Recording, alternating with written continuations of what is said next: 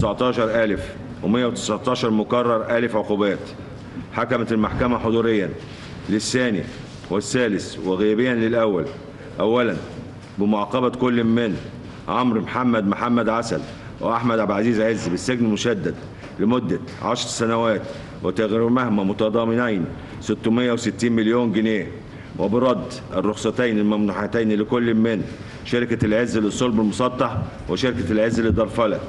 ثانيا بمعاقبة رشيد محمد راشد بالسجن المشدد لمدة 15 سنة وبتغريمه 1,414 مليون جنيه، وبرد الرخص الممنوحة لكل من شركة العز لصناعة حديد التسليح والشركة المصرية للحديد الإسفنجي والصلب بشاي وشركة السويس للصلب وشركة طيبة للحديد.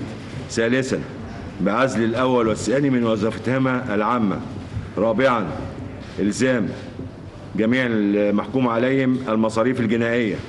خامسا بعدم قبول الدعاوى المدنية والزام رافعيها مصاريفها ومبلغ 200 جنيه مقابل أتعاب المحاماة. رفعت الجلسة. منك لله.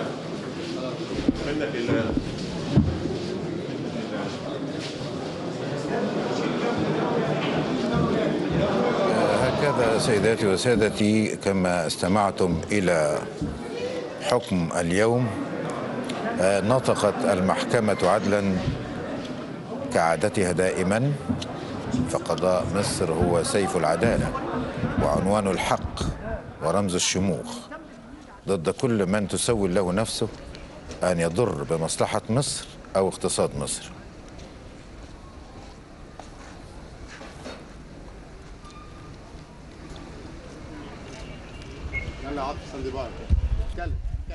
طبعا تعلمون معي الآن الحكم الذي صدر على الهواء مباشرة ب10 سنوات